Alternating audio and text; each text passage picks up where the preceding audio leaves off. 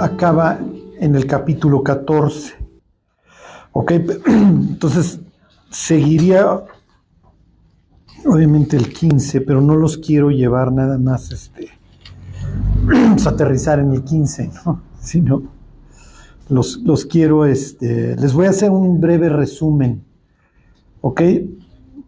No sé cuánto me vaya yo a tardar, no me quiero detener mucho, pero sí quiero que lleguemos al 15. Finalmente ahí va a empezar la última tercera parte del libro, sabiendo de qué se trata. ¿Ok? Bueno, entonces váyanse capítulo 1.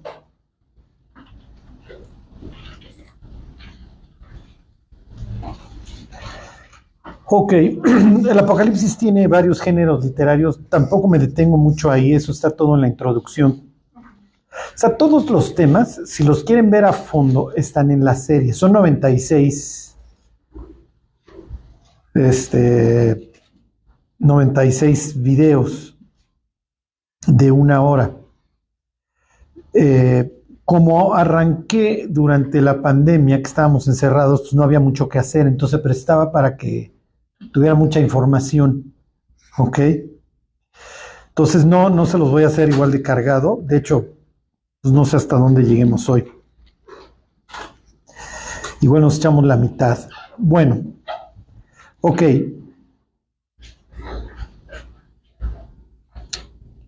Les empezaba yo diciendo acerca del género literario, porque, miren, cualquier clasificación es arbitraria, pero bueno, está el género apocalíptico. ¿Se acuerda alguien qué se requiere para que tú puedas llamar a un género apocalíptico? O sea, ¿qué tiene que contener un libro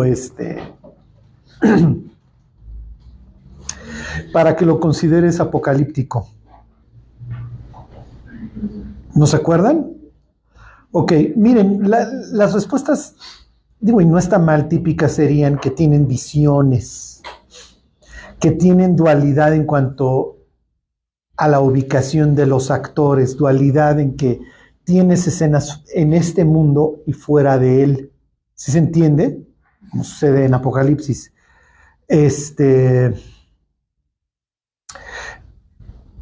Estoy pensando en otro libro en donde tengas esa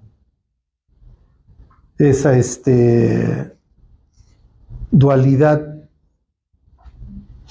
pero no,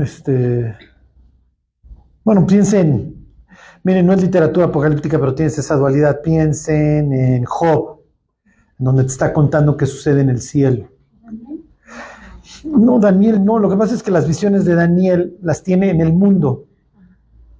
Aunque bueno, sí, capítulo 7, sí, pues sí, también lo invitan al consejo, ¿se acuerdan? Ve sentarse al juez, cómo asisten millares de millares. No, sí, Daniel 7, sí sería. Ezequiel tiene la visión en el río Zacuán, pero Dios desciende. Miren, Isaías 6, ¿se acuerdan? Ahí es un ejemplo muy claro, donde tienen dualidad. Ok, sin embargo, dicen, ok, no solamente se trata de dualidad, tienes un interlocutor angelical en muchas ocasiones. Ok, en la literatura apocalíptica. Lo más importante desde un punto de vista de fondo, no de forma, es que la literatura apocalíptica consiste en escritos que te hablan de una situación en donde no hay esperanza, no hay salida. Si Dios no interviene, estás perdido.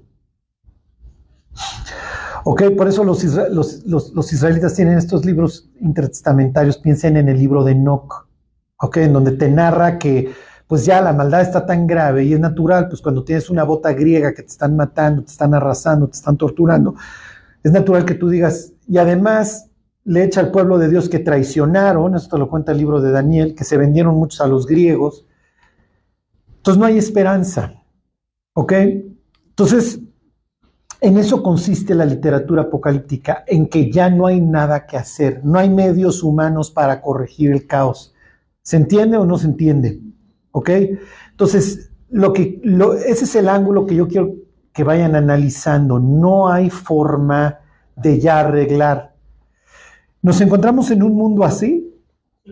Pues prácticamente ya estamos ahí, ¿sí? En donde entendemos que el caos ya no se va a revertir, o sea, cada vez va a ir empeorando.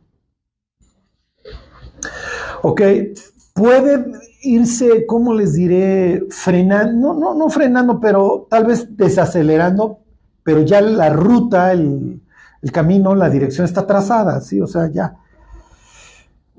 Entonces, miren, desgraciadamente nos ha tocado vivir una época, pues, horrible, ¿no? Tal como, pues, lo dice Jesús ahí en el discurso del Monte de los Olivos, en donde nos detuvimos un rato. Oiréis de guerras y de rumores de guerras, ¿no? Dice Jesús, pero no os alarméis, esto todavía no es el fin, ¿ok? Entonces, el Apocalipsis nos va a hablar de, efectivamente, ya el fin, no sin antes hablar de los protagonistas de la historia, ¿ok? Y eso es de lo que habla los primeros capítulos. Los protagonistas de la historia y el desenlace, ¿ok? ¿Quién sabe o quién me diría de qué trata el libro de Apocalipsis? La destrucción. Okay. Exactamente, en 2 palabras, de eso trata, ¿ok? ¿Por qué tienen que saber ustedes de qué trata el libro? Para que sepan interpretar cuando no entiendan, ¿ok? Tengan más o menos un norte. El libro de Apocalipsis se resume en 2 palabras, Dios gana. Y vamos a ver a quién le gana, ¿ok? Ok, bueno. Entonces, miren, los primeros versículos son el camión atascado, ¿ok? Empieza con los protagonistas, ahí les va. La revelación de Jesucristo, tiene a Jesucristo, que Dios le dio, ahí tienen a Dios, para manifestar a quienes, a sus siervos, ahí estaríamos nosotros, las cosas que deben suceder pronto, y la declaró enviándola por medio de su ángel, número 4, a su siervo Juan, número 5. ¿Ok? En un solo versículo tienes a 5 protagonistas de la historia. Jesucristo, Dios, sus siervos, un ángel y Juan en particular. ¿Ok? Estos van a ser los protagonistas de la historia para empezar. ¿Ok? ¿Qué quiere decir revelación? Que enseñas, ¿ok? La palabra efectivamente ahí es apocalipsis, ¿ok? Revelar, que quiere decir que vas a enseñar algo, que vas a abrir el telón y vas a demostrar lo que hay. Piensa en Chabelo, piensa en Chabuelo, ¿ok? ¿Qué había del otro lado de la cortina?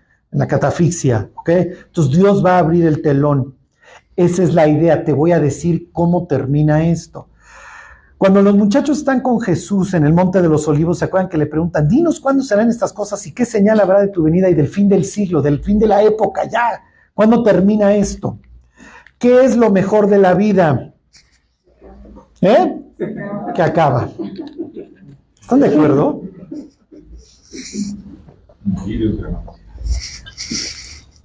Morir es ganancia, diría don Pablo. Y cuando cruzas los 50 años, bueno, es tu versículo favorito, ¿no? Ya no tienes nada por qué vivir. Bueno. Miren, realmente los discípulos no es que se quieran morir, ni que nosotros nos querramos morir. Pero sí no nos vendría mal un traslado del Distrito Federal, ¿están de acuerdo? A un sitio donde ya no tengas preocupaciones.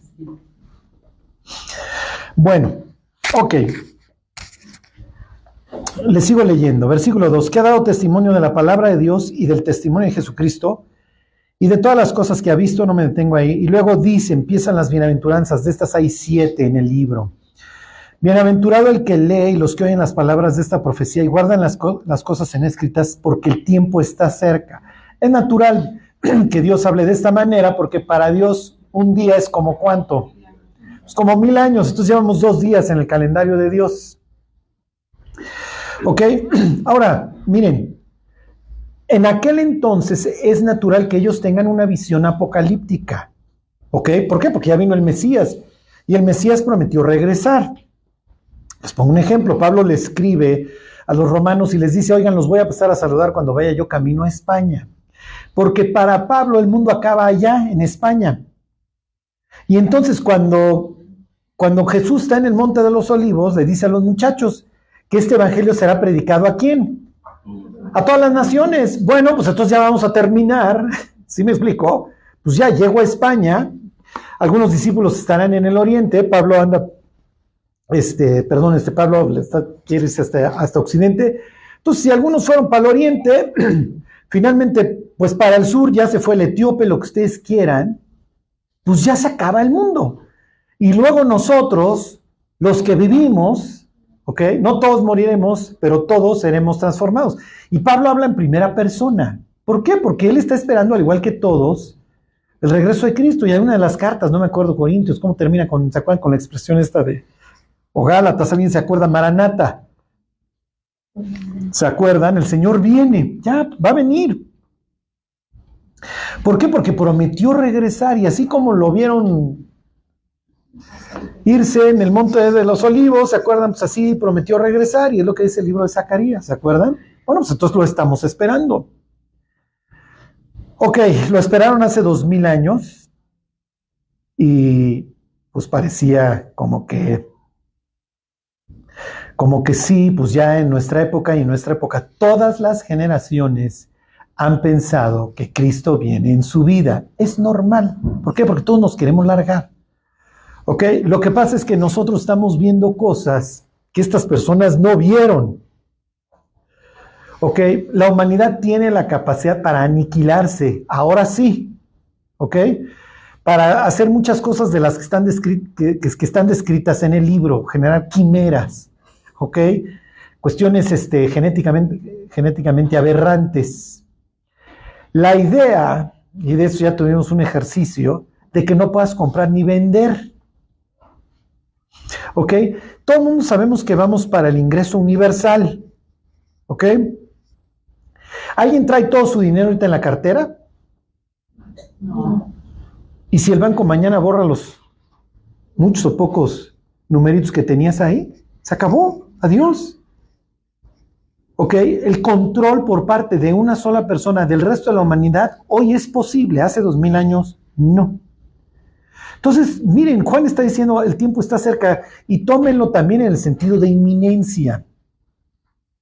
¿Por qué? Porque cualquier día de estos nos morimos y pasamos a la báscula, ¿ok? Pasamos al tribunal de Cristo. Ok, me voy a brincar al versículo 7, de esto se trata.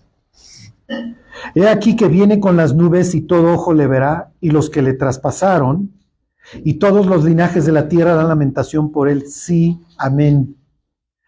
Ok, Juan empieza diciendo que de lo que va a hablar es precisamente de esto, del regreso de Cristo.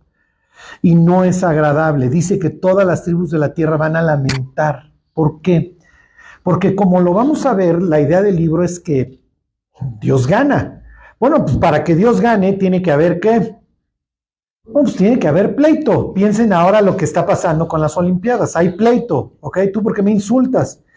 Y los otros dicen, pues si te late, y pues no queríamos insultar, después de todo queríamos mostrar algo inclusivo, lo que ustedes quieran.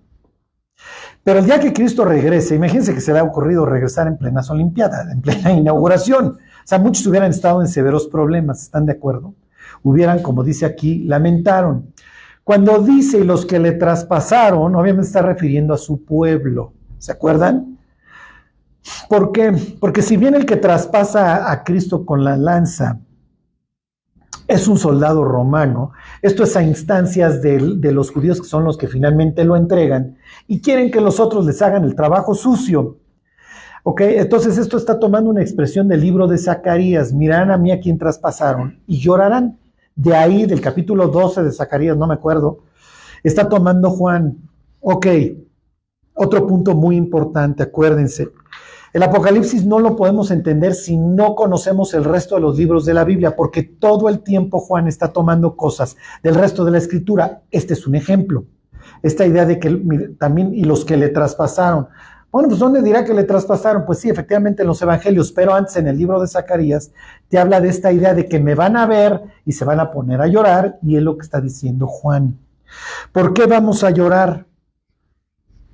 Porque la verdad, no te queremos, ¿ok? No queremos que gobiernes sobre nosotros. Piénsenlo, piensen lo que sucedió en las Olimpiadas. Y miren, los cristianos nos rasgamos las vestiduras, pero ¿cómo les diré? No somos la cantidad de pelados que vamos a detener el progreso de la Olimpiada. Seremos alguno que nos rasgamos las vestiduras, pero el resto del planeta no tiene ningún problema. ¿Sí? Llámese cristiano o no. Ok, la situación empeora. Versículo 9. Yo, Juan, vuestro hermano, y copartícipe vuestro en la aflicción, ¿ok? En la tribulación, en el reino y en la paciencia de Jesucristo, estaba en la isla llamada Patmos por causa de la palabra de Dios y el testimonio de Jesucristo. Este va a ser un tema constante a lo largo del libro. ¿Por qué? Porque el pueblo de Dios va a sufrir, y va a sufrir mucho. ¿Por qué? Porque efectivamente Dios gana, sí, pero ¿a quién le gana? A todo un aparato ¿cómo les diré?, de maldad que está en contra de él. Y la forma de desquitarse no es contra Dios, es contra su pueblo. Que entonces arranca inmediatamente hablando el libro acerca de la aflicción. La vamos a tener todos. Y desgraciadamente vamos a recibir ataques no solamente del pueblo del diablo, sino también a veces del pueblo de Dios. Ok, miren, digo, yo no se los tengo que decir, ¿no? Yo creo que somos todos expertos en saber que la vida tiene muchos sinsabores. Entonces, miren, cuando ganen a alguien para Cristo, cuando le hablen a alguien de Cristo, es natural que la persona esté contenta, pasó de muerte a vida, de las tinieblas a la luz. Pero sí le tienen que decir, oye, no te vayas a desalentar si te vienen problemas. Los problemas son parte de la vida. Y entre más te esfuerces por servir a Cristo, más oposición vas a recibir del mundo, de Dios, perdón, del mundo, del diablo y de tus propias carnitas. ¿Ok? Entonces Juan arranca diciendo, muchachos, sí escribo la carta desde un sitio en donde puedo ver el mar, pero no es exactamente Acapulco. O sea, estoy en una piedra, literalmente Patmos era un piedrón, sitio ideal para convertirlo en una prisión. Ok. Bueno, después de esto va a describir al Mesías resucitado, ¿ok? En su gloria, ¿se acuerdan? No me detengo ahí, el caballo blanco, los ojos como llama de fuego, sus pies como bronce refulgente. Lo que está diciendo es que trae su atavío, su traje divino, ¿ok? Se voltea, que escucha la voz, se voltea y recibe la orden de escribir lo que ha visto y lo que va a ir viendo. En lo que me quiero detener es que cuando voltea va a ver a Jesús que tiene 7 estrellas, ¿se acuerdan? En su mano, y 7 candelabros. Estos son muy importantes. ¿Por qué? Porque va a seguir hablando de los protagonistas. Ya empezó hablando de algunos en los primeros versículos, y en los capítulos 2 y 3 habla de nosotros. Habla del desempeño de la gente, de su gente, del pueblo de Dios, desde que resucitó. ¿Ok? Va a hablar de las iglesias. Se va a dirigir a 7 iglesias, es natural. ¿Ok? Porque 7 te da la idea de divino, por eso están en las manos de Dios. ¿Ok? Y te da la idea de completo. Entonces, ¿de qué vas a hablar, Cristo? Voy a hablar del cristianismo. A lo largo del tiempo está cerca, hasta que regrese, hasta que se consuma, hasta que yo gane. Yo voy a venir y va a haber pleito, muchachos, y la sangre va a llegar hasta los frenos de los caballos y nos vamos a dar hasta con la cubeta. Pero en el Inter, yo los estoy viendo, yo los estoy calificando. Ok, les pongo un ejemplo. Bueno, miren, les leo el 1:20. El misterio de las 7 estrellas que has visto en mi diestra y de los 7 candeleros de oro. Las 7 estrellas son los ángeles de las 7 iglesias. Y los 7 candeleros de oro que has visto son las 7 iglesias. Entonces yo las tengo en mi mano. ¿Qué está implicando? Que finalmente el negocio es de él. Él es el presidente. Y le va encargando a la gente a lo largo de los años la administración de su negocio. Entonces, miren, tenemos que hacer lo mejor por las ovejas y por las personas que Dios va poniendo a nuestro cuidado, porque no son nuestras, y finalmente los ángeles de las 7 iglesias van a tener que dar cuentas. ¿Sí me explicó? Porque también están en su mano. Ok, aquí la pregunta de los 64,000 es, Charlie, ¿son ángeles celestiales O ángel humano. Acuérdense que a veces la palabra se le aplica a personas. Piensen en Juan el Bautista. Aquí yo mando a mi ángel delante de mi faz, que la palabra es mensajero, ¿se acuerdan? Como está hablando de entidades humanas, como son las iglesias, lo más probable es que cuando se refiere al ángel, le está hablando al pastor, al obispo, ¿ok? Al veedor. Entonces está diciendo, a ver, cuate, yo estoy viendo lo que estás haciendo. Ok, fíjense el 2.1. Escribe el ángel de la iglesia en Éfeso. Luego, así va a ser en todas las cartas, Jesús va a hacer una descripción de sí mismo. Obviamente varía según la congregación a la que le escriba. En este caso, ¿qué le va a decir? El que tiene las 7 estrellas en su diestra, el que anda en medio de los 7 candeleros de oro, dice esto. Me brinco a las primeras palabras del 2. Yo conozco tus obras. Ok, me brinco al 2.8 y ahorita regreso a la carta a los Efesios, ¿ok? Versículo que les dije 8. Y escribe el ángel de la iglesia en Esmirna. Me brinco al 9. Ahorita leemos lo que le va a decir a Esmirna, ¿ok? Yo conozco tus obras. Ok, me brinco al 13. ¿Qué dicen? Yo conozco tus obras. Así empiezan las 7 cartas. ¿Qué mensaje nos está diciendo? ¿Qué mensaje nos está mandando? No me puedes cotorrear. Yo sé lo que estás viviendo. Algunas veces les va a decir, yo te entiendo lo que estás padeciendo. A veces les va a decir, yo entiendo que tú no estás padeciendo nada. Al contrario, te tocó bastante relax. ¿Ok? Lo que quiero que vean es esta idea de que Dios va a calificar, antes de entrar a la consumación, Dios va a calificar el desempeño de su pueblo antes de que la historia termine. ¿Sí se entiende? Para cuando Cristo regresa ya pasaron, pues literalmente miles de años de cristianismo, por lo menos 2000.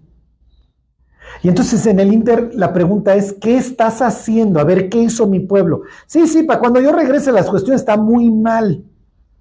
Pero tú, ¿qué hiciste en el Inter? ¿Sí se entiende? Entonces, a ver, yo te conozco.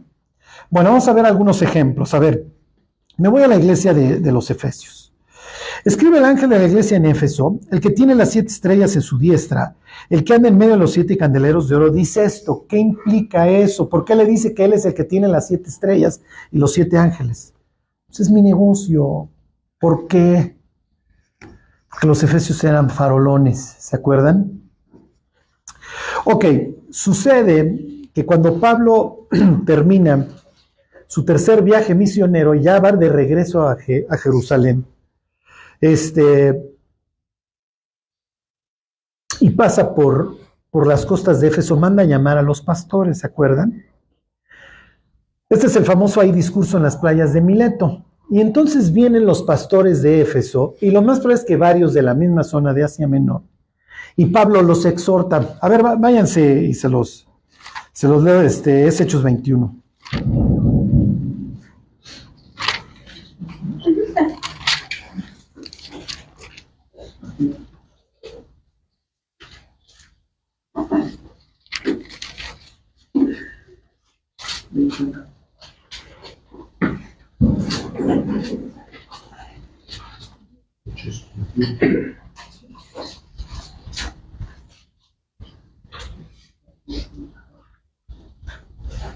Es 20, perdón, 20-25.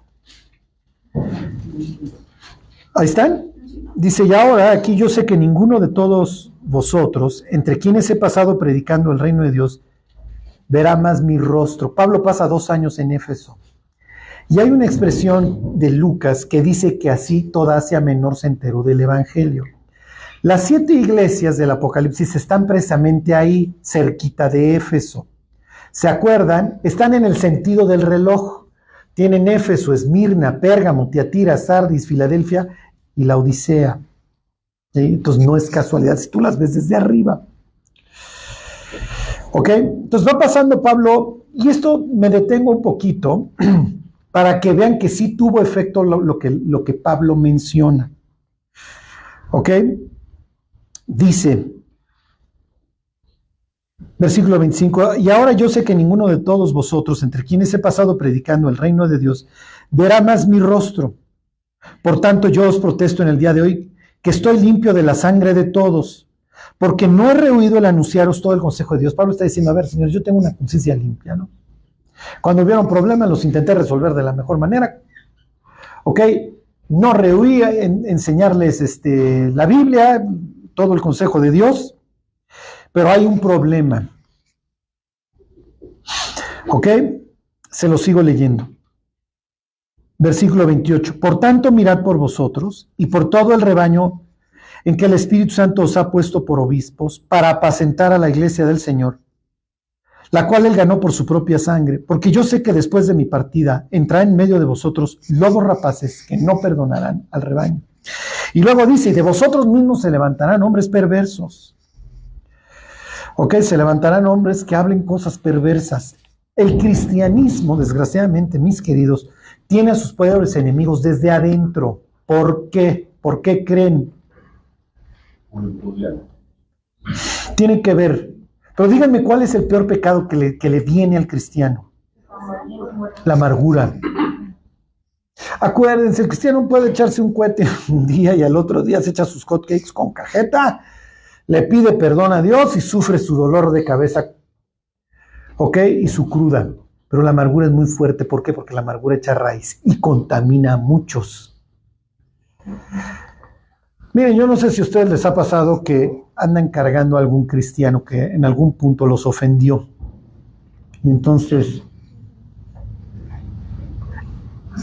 si no detenemos, por la razón que quieran, a veces el otro ni está enterado de que te ofendió, a veces sí. Si no detenemos, lo que vamos a buscar son aliados. Y cuando buscamos aliados, esto se va propagando. ¿Ok? Y sucede lo que dice Pablo. Y entonces tengo que empezar a tergiversar las escrituras para justificar que yo quiero fregar a esta persona. ¿Sí me explicó? Pero además, el arrasarla o no, no me va a tranquilizar a mí. ¿Sí me explico? Porque el problema ya no solamente era de la otra persona, ya también es mío. Si es que la otra persona tenía problema. ¿Ok? Entonces, el mensaje para los efesios fue muy fuerte. Lo captaron los efesios. ¿Qué creen?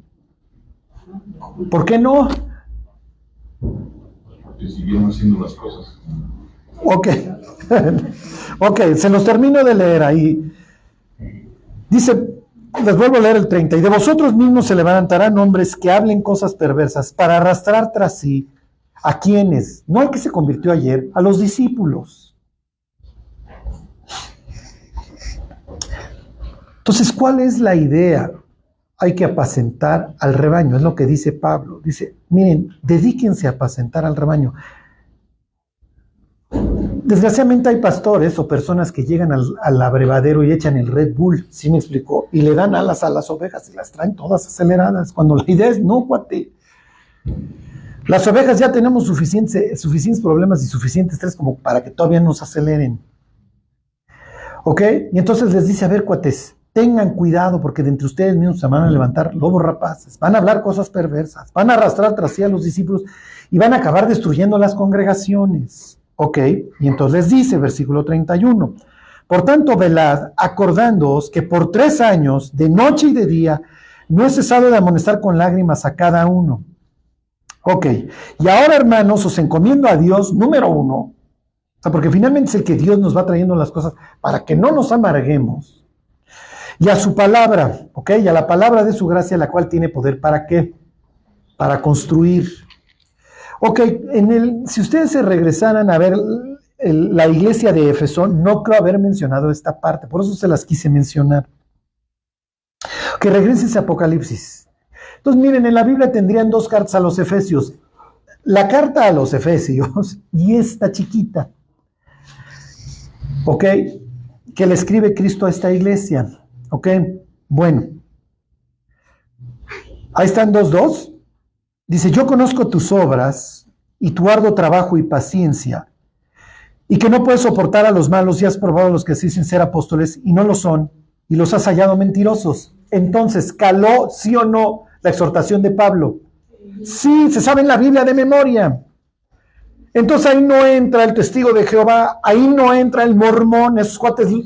A ver, aquí dice, y aquí dice, y aquí dice. Fueron cuidadosos. ¿Ok? Entonces Jesús les reconoce, les dice, mira, yo conozco tus obras, le saben muy bien. Número 2, además, eres trabajador, no eres flojo, eres una iglesia activa, fíjense.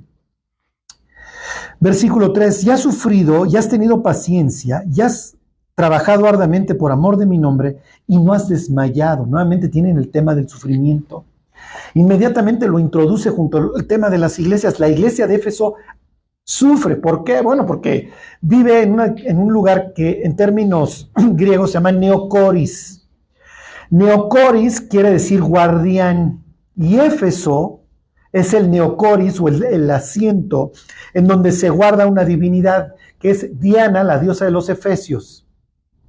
Ok, el Vaticano sería el Neocoris, la capital guardiana del catolicismo. Piensen, la Meca será el Neocoris del Islam. Okay, el Neocoris del culto a Diana, con toda la lana que eso implica, con su banco, etcétera, es Éfeso. Entonces es natural que esta iglesia iba a sufrir, ¿ok? Pero le vale, es trabajadora, etcétera, ¿ok? Dice versículo 4, pero tengo contra ti algo, que ya no lo haces por amor.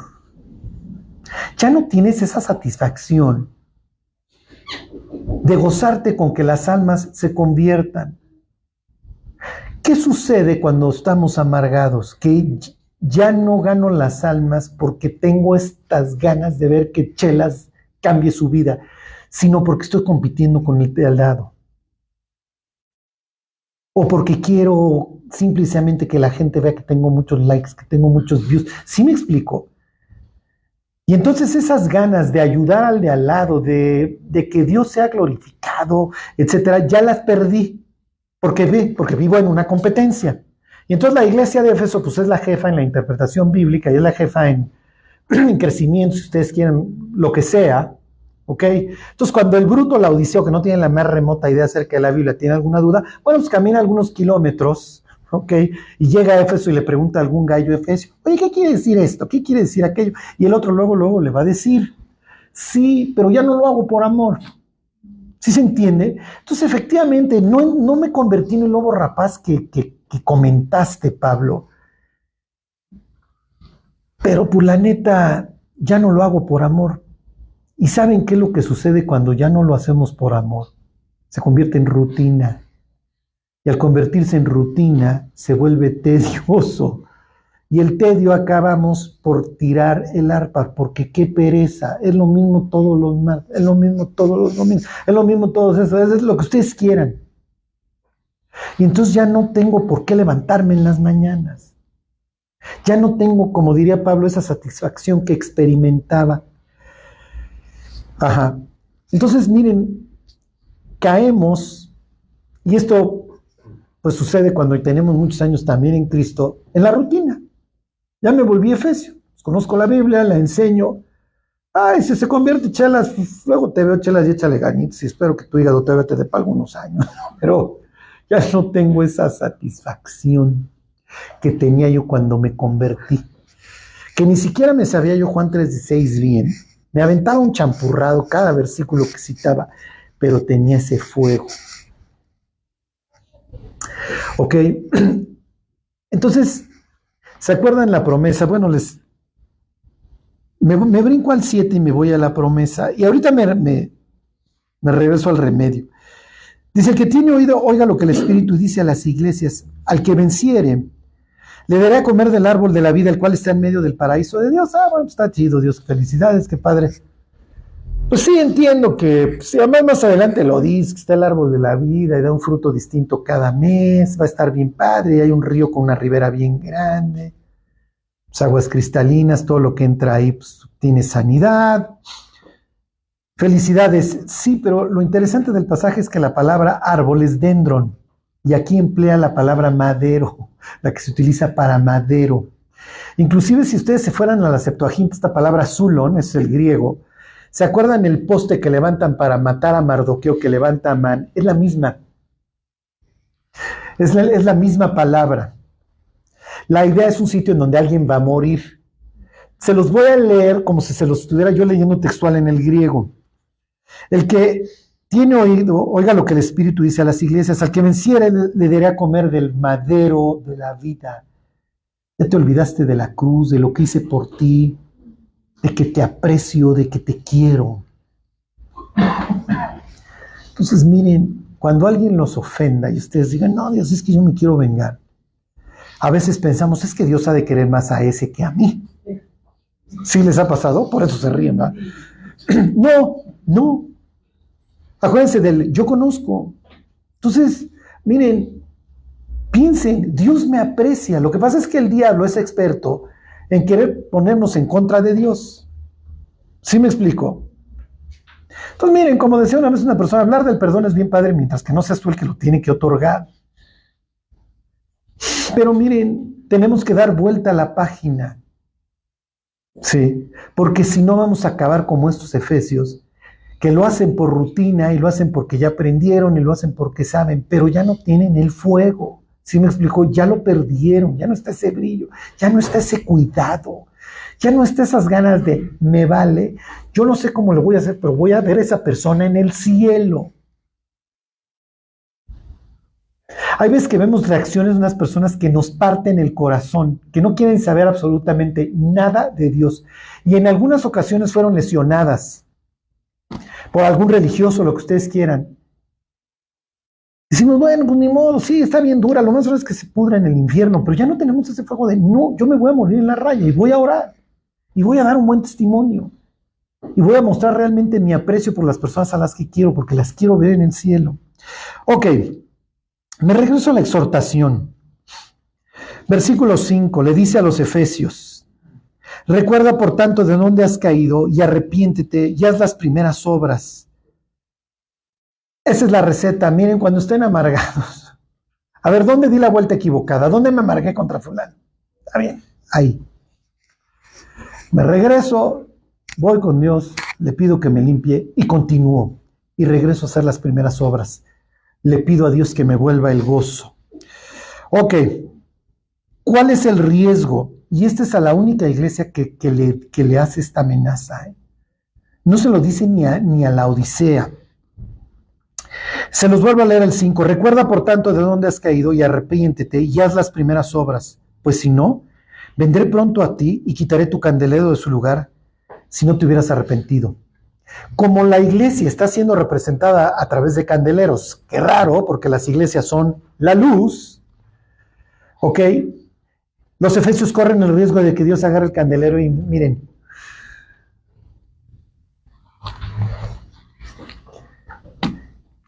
¿Por qué me quería detener mucho en esta? Porque somos la iglesia de Aragón ha sido la iglesia que se negó a morir, ¿están de acuerdo? Arrancamos en 97, estamos vivos y coleando. 27 años más tarde, aquí seguimos, ¿ok? Siempre con ese riesgo de que, ¿ok? Pero también siempre pienso, de alguna manera, recibiendo la gracia de Dios para que nos mantengamos. Y lo que les quiero decir es, si están experimentando esta idea de, Carlos, estoy caminando con Dios por rutina, ruéguenle a Dios, cual Jonás en el vientre del pez, que lo saque del abismo. Háganle la oración de Jonás. Invoqué en mi angustia al Señor y Él me oyó. Desde el mismísimo seno, o sea, desde el vientre del inframundo, desde el seno del Seol clamé y mi voz oíste. Los que vieron la inauguración, ¿se acuerdan de Caronte? El que te lleva al inframundo y además va guiando a todas las naciones. Bueno, pues hubieran visto también a Jonás ahí, ¿sí? Con una tabla de surf junto a este personaje de la mitología griega, ¿sí? Junto a Caronte. Y Caronte le hubiera preguntado, ¿qué haces aquí, Jonás? Huyendo de Jehová. ¿Y tú? Pues, transportando aquí a la humanidad al inframundo. Desde ese mismísimo lugar, en un sentido espiritual, le dice Jonás, sácame de aquí. Y luego le dice, pagaré lo que prometí. Misma idea, haz las primeras obras. A ver, Dios, te prometo que no vuelvo a dejar de leer. Te prometo que por más enchilado que esté, no voy a dejar de orar. Cuando los cristianos oramos, cuando nos vamos a la presencia de Dios, hay muy poco que ocultar, ¿están de acuerdo? Pues estás delante de la luz, ¿qué digo, Dios? Y eso es lo que le vuelve a traer la flexibilidad al corazón. Cuando andamos mal no queremos ni orar. No, ¿para qué oro? Amán, ni me contestas. Ok, era natural, versículo 6, pero tienes esto, que aborreces las obras de los nicolaitas, las cuales yo también aborrezco. Ok, desde la primera iglesia ya tienen este tema de las falsas doctrinas entrando. Ok, nace el cristianismo y nacen las falsas doctrinas. Miren, nadie se pone de acuerdo, depende del comentario que lean de los nicolaitas. En lo que más o menos todos coinciden, la palabra viene de victoria, de Nike, ok, piensen los tenis, ok, que son los que le quieren dar una jerarquización a la iglesia, entonces yo estoy por encima de ti.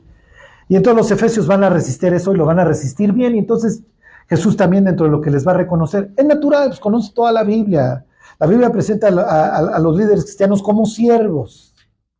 Entonces, ok, ¿por qué es importante recordárselos? Porque vivimos plagados de falsas doctrinas, ¿ok? Nunca como antes. Entonces, miren, cuando entren al Facebook, cuando entren al YouTube, es natural, pues vamos a andar ahí fisgoneando. Tomen todo lo que lean, con un grano de sal. Es la opinión de alguien, ¿ok? Miren, les toco un tema entre paréntesis. Cuando les digan, es que yo quiero darle una cátedra de educación sexual a tus hijos, pues, a ver, ¿es un tercero o soy yo el indicado para hacerlo? ¿Sí me explico? Hay diversos puntos de vista. Entonces, lo que quiero que vean es la felicitación que le hacen a estos tipos. Tienen, por un lado, pues es muy buena, ¿sí me explico? Porque conocen la Biblia y son unos cuates que andan con los ojos abiertos todo el tiempo. ¿Por qué? Porque la época que nos tocó vivir es de una cantidad de falsas doctrinas espantosas. ¿Sí me explico? Y esto es natural que afecte al cristianismo. Bueno, la historia continúa y no continúa bien. Versículo 8. Escribe el ángel de la iglesia en Esmirna, ok, viene la segunda carta. El primero y el último, el que estuvo muerto y vivió, dice esto. Cuando Jesús te habla de que estuvo muerto y vivió, te está hablando de su resurrección. ¿En qué quiere que pongan la esperanza? Bueno, en eso. La palabra Esmirna viene de la palabra mirra, y se acuerdan que la mirra la utilizaban con los sentenciados a muerte, era un narcótico. Bueno, también si tienen ojeras como yo, se las recomiendo, ¿ok? Es un aceite con muchos usos, entre ellos narcótico y para embalsamar muertos. Ok, nuevamente el tema del sufrimiento, ok, y se va a introducir al enemigo. Versículo 9, yo conozco tus obras y tu tribulación, qué horror, como que no es lo que queremos escuchar, ¿están de acuerdo? Y tu pobreza, pero tú eres rico. Y la blasfemia de los que sí dicen ser judíos y no lo son, sino sinagoga de Satanás. Ahí tienen al adversario, ¿ok? Satán quiere decir precisamente eso, ¿ok? El que te difama, piensen en Job, piensen en el libro de Zacarías, ahí con Josué, el hijo del sumo sacerdote. ¿Se acuerdan? El adversario. En hebreo quiere decir eso, literalmente, el enemigo. A veces se utiliza no, como verbo. Hay veces que se le aplica al propio Dios. Cristo se para como Satán delante de Balaam, cuando va camino a ver a Balac, ¿se acuerdan? No es de que, ¡ay!, lo está equiparando, no, simplemente está diciendo que se le puso enfrente como enemigo y lo detiene, porque no le quiere hacer caso al burro que le habla. ¿Se acuerdan? Ok, pero aquí ya está hablando de una persona en particular. Le dice, vives en donde está el trono de Satanás, no me detengo, lo más probable es que, porque hay muchos candidatos para hacer el trono, tienen un teatro, tienen diversos centros ahí de adoración y tienen el templo más grande a Zeus, ¿ok? En la zona, y Zeus es el jefe, es el papá de Apolo, y como les gusta esta idea de imitar, y más adelante tienen a don Apolo, pues sí, lo más probable es que pues fuera el templo de Zeus a lo que se está refiriendo Cristo. Ok, le habla de sus obras y luego le dice, y conozco tu tribulación, y que no te está yendo bien, y tu pobreza, entre paréntesis, pero tú eres rico. Si contrastan esto con la iglesia de la Odisea, A esa la llama Dios rica, pero en realidad es pobre. ¿Por qué? Porque Dios tiene conceptos distintos. Y aquí me quiero detener un poco. En este mundo, el tener dinero o no, en la mayoría de los casos no depende de uno. ¿Ok? Y alguien dirá, no, Charlie, es que el sueño americano es que llegaban con una mano adelante y una atrás. Sí, pero es un periodo de lo que ustedes gusten, 50, 60 años en la historia de la humanidad. Si naciste siervo en Europa en la época medieval, así te vas a morir. Es más, no puedes ni siquiera migrar. Ya, así te quedaste. ¿Ok? Hay un cuate que da tips así para casados y solteros, eso. Y dice, todo lo que te hayan dicho tus papás de que te portes bien, o que te haya dicho el pastor, no tiene ningún caso. Es más, yo la otra vez vi a una actriz porno, la chava se reformó y luego llegó un cuate y se casó con ella. ¿Dónde están todas las amenazas de que nunca se iba a casar? Ya ven, no pasa nada. Ok. Y yo le diría, mira, cuate, hasta cierto punto tienes razón. Es lo que dice Salomón. No es de los ligeros la carrera, ni de los fuertes la guerra, ni de los sabios el pan, ni del elocuente el favor. ¿Ok? Ni de los sabios, no me acuerdo que le atribuye sino que tiempo y ocasión acontecen a todos. ¿Se acuerdan? ¿Qué está implicando? En la vida no hay nada seguro. Entonces, Dios tiene ciertos criterios para la riqueza y la pobreza. En el cielo va a haber ricos. ¿Ok?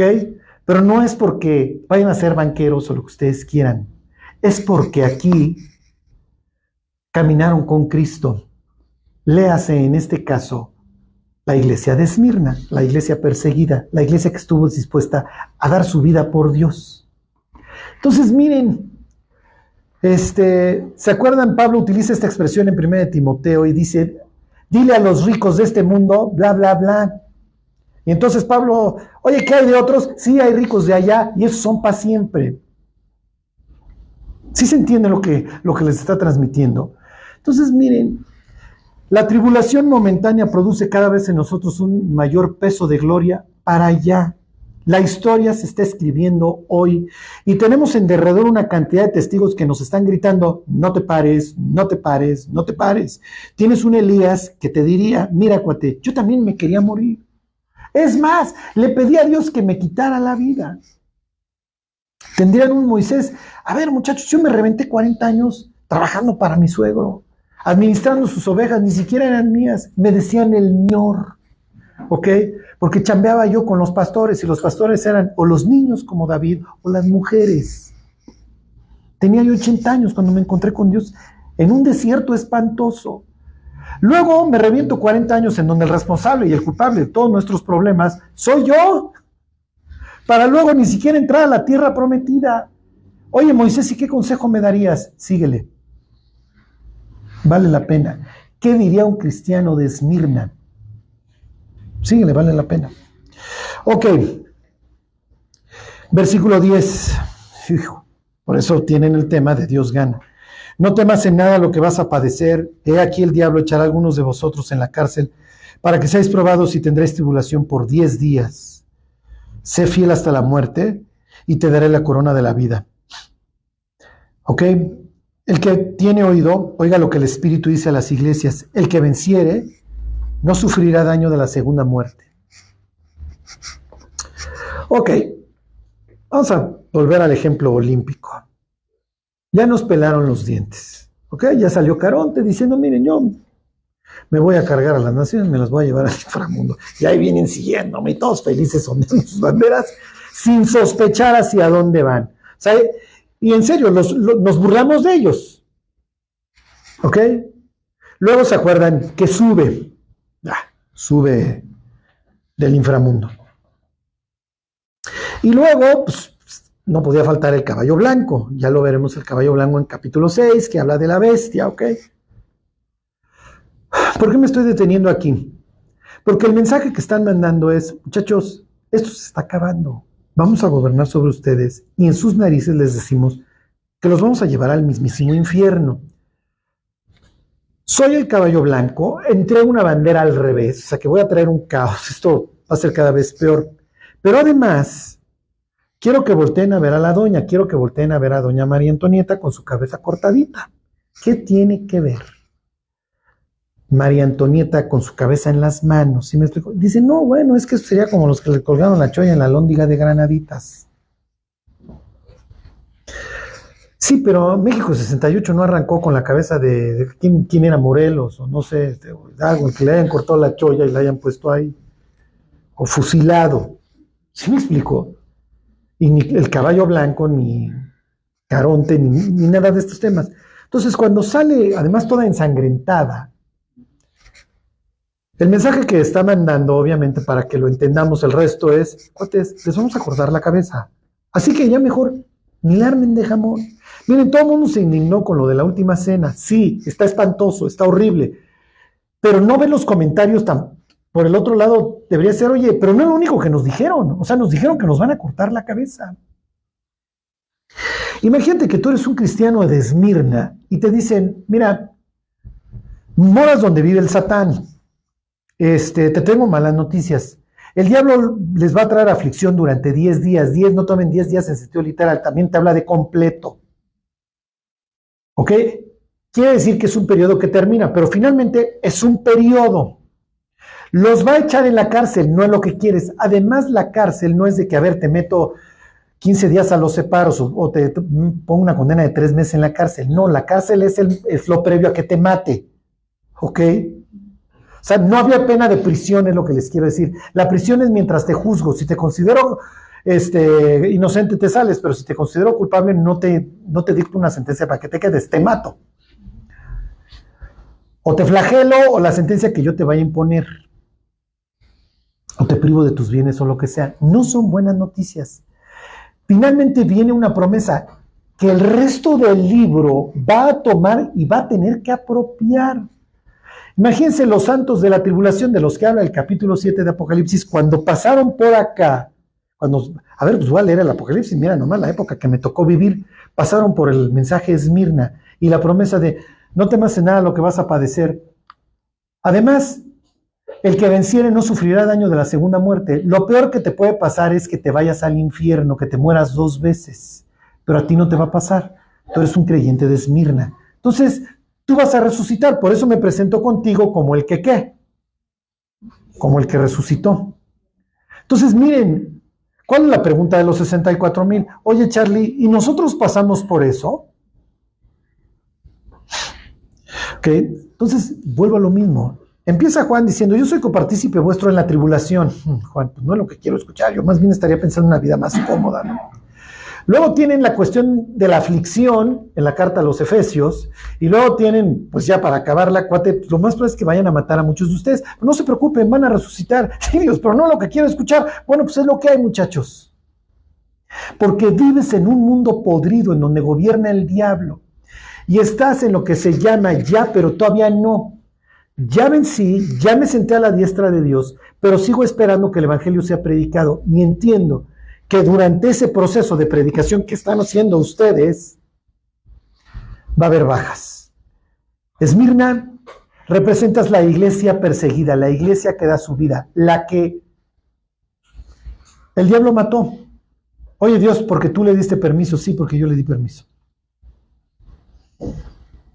¿Les está gustando o ya se deprimieron?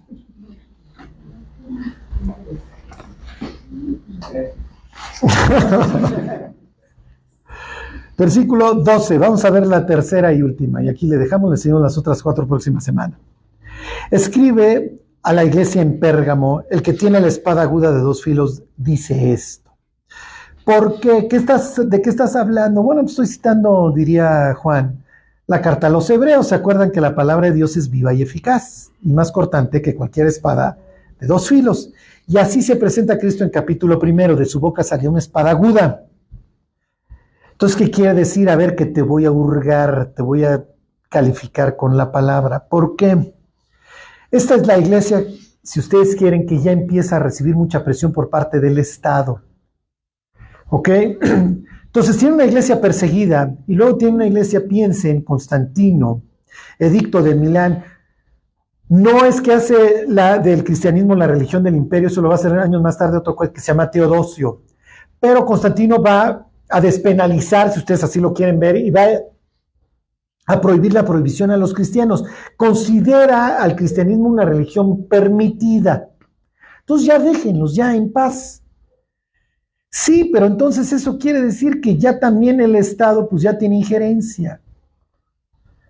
¿Ok? Y a veces viene también pues el del Estado, viene el cónsul a escuchar mi predicación y pues me tengo que empezar a medir y esto se presta también para las falsas doctrinas. Y entonces eso pues me va a impedir muchas veces que yo me desenvuelva en mi predicación completa. No lo hagan. ¿Por qué? Porque vamos ya si no a recibir la reprensión a los de Pérgamo. Ok, versículo 13. Yo conozco tus obras y dónde moras. Donde está el trono de Satanás, perdón, esto ya se los había dicho, ¿va? Ok.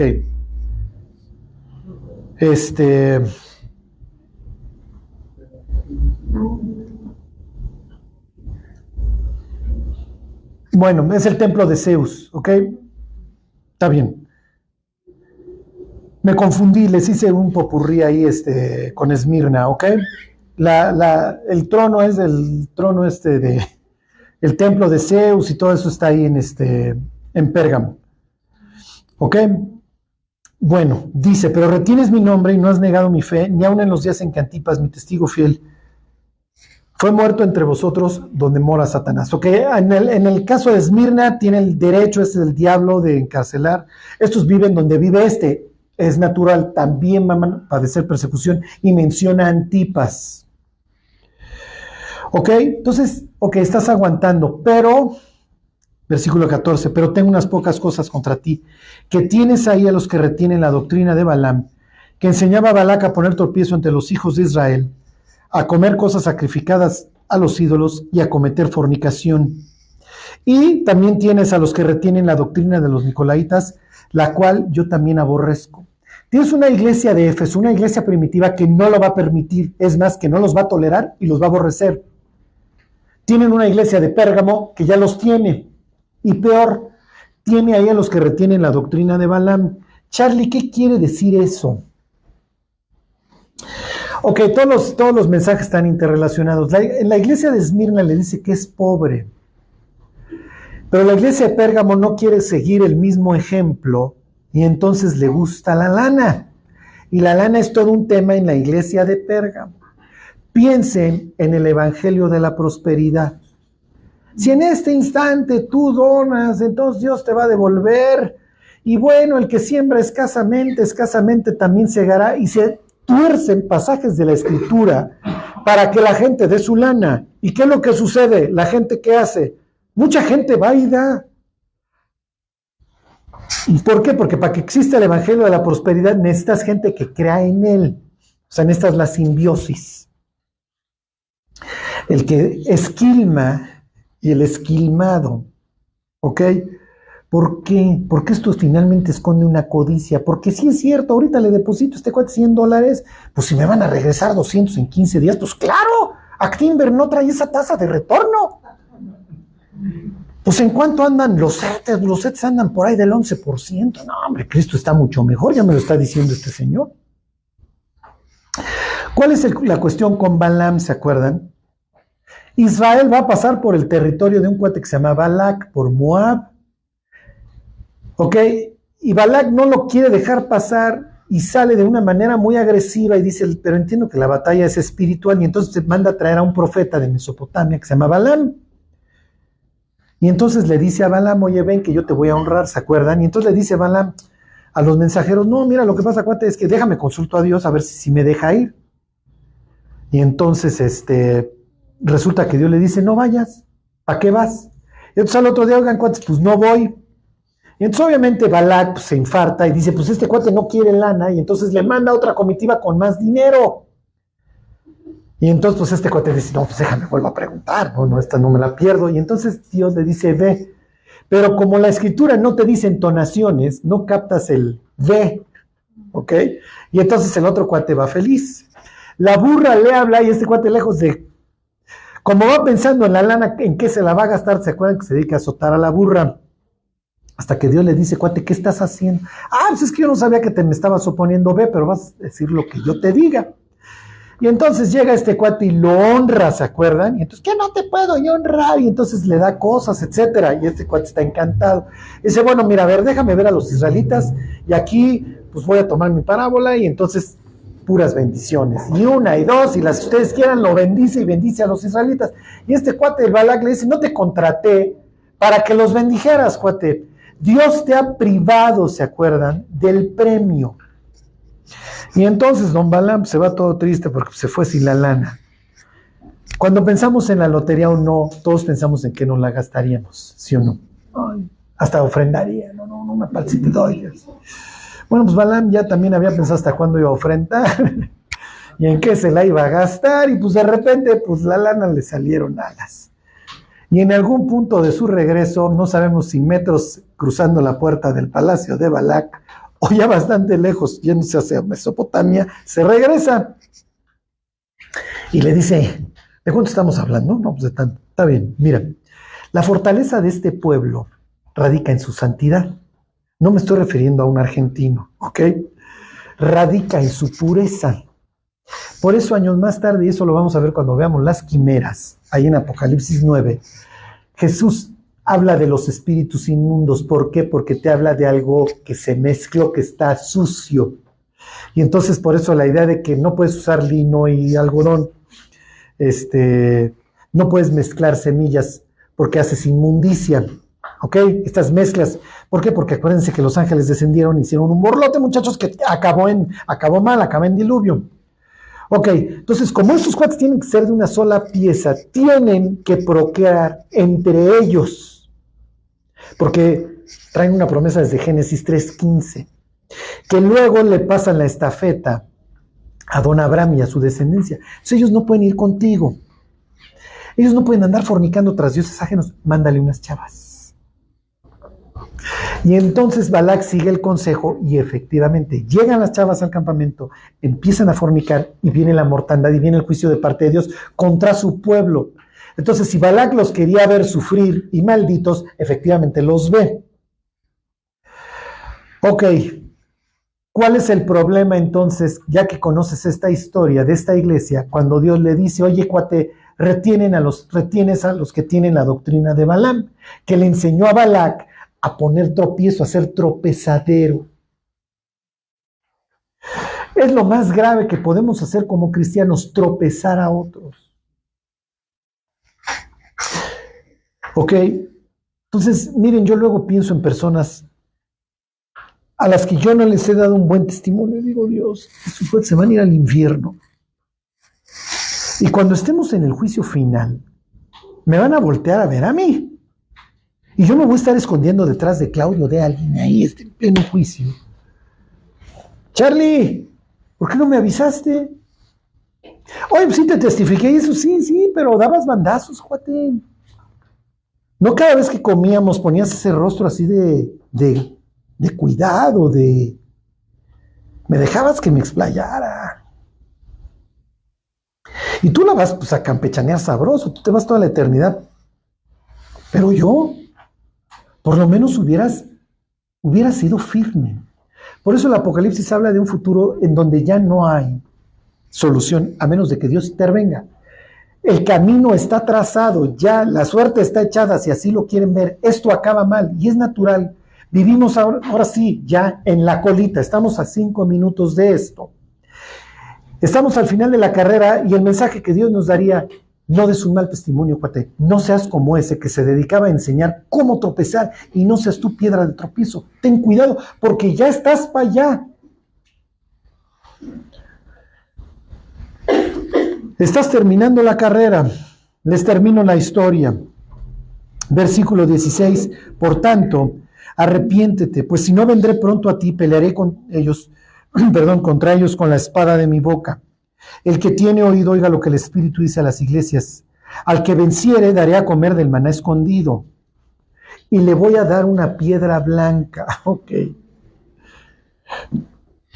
¿Por qué el maná y por qué la piedra, señor? La expresión es psaifo, ¿se acuerdan? Que quiere decir voto. En las democracias ahí incipientes griegas, tenías piedras blancas y negras. Y entonces votaban, a ver, pues échala. Entonces tú ponías tu Saifos. Cuando dice que te voy a dar la piedra, quiere decir que tienes mi voto, cuate. ¿Por qué? Porque tienes nicolaitas que les fascina el poder. Entonces ya bájate de tu ladrillo y déjate de estar tomando selfies. No es concurso de popularidad. Eso no te va a traer gloria. Desgraciadamente, mientras el mundo se va al infierno, los cristianos, ¿sí me explicó? Y Dios diciendo, cuate, tienes mi voto. Ajá, tienes mi voto. Es el único que necesitas. Los likes, la popularidad, no te van a traer gloria. Es lo que hacían los fariseos. Como no tenían iPhone, tenían que extender los flecos de sus mantos y poner gruesote a sus filacterias, los cuerotes esos. No tenían iPhone, no tenían cuenta de Instagram. Ok, hoy que hay cuenta de Instagram y ya no usamos manto, bueno, no hay que andar arrastrando ni los flecos ni ponernos unos cuerotes. Con el iPhone tenemos. Tienes mi voto, Pérgamo. No necesitas el de la gente, ni el del Estado, sería, porque es a lo que se iba a enfrentar esa etapa del cristianismo. Número 1. Y número 2, te voy a dar del maná escondido. ¿Por qué? ¿Por qué me dices eso? ¿Por qué? Porque tú traes el rollo de la lana y de la prosperidad. Aquí vas a comer un banquete, cuate, del que nadie tiene derecho a comer, salvo los que viven en el cielo. Entonces deja de estar esquilmando a las personas. ¿Sí me explico? Para vivir en un palacio más grande o tener más comida o más carros o lo que más quieras. Aquí te doy del maná escondido, esa es la promesa. Lo de acá lo vas a perder, ya lo perdiste, es cuestión de tiempo. Ok, si se fijan, es el cristianismo en el que estamos viviendo, ¿ok? Ni siquiera estamos en el caso de Éfeso, que sabemos tanto que nos volvemos faroles. Ni sufrimos, ni trabajamos arduamente.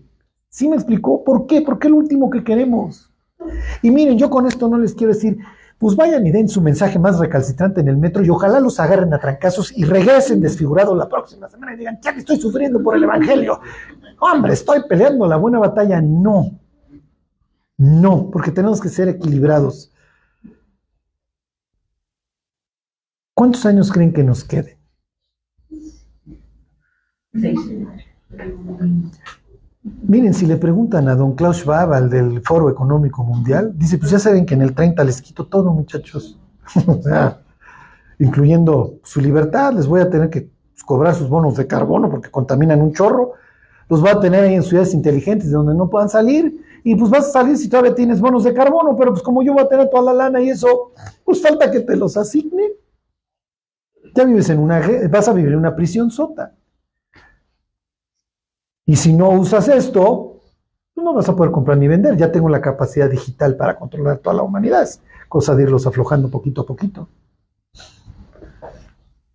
Les voy a decir que es lo peor. ¿Puede Klaus Schwab hacer que todos los que estamos aquí nos pongamos un chip en el cerebro o algo para que no podamos comprar y vender?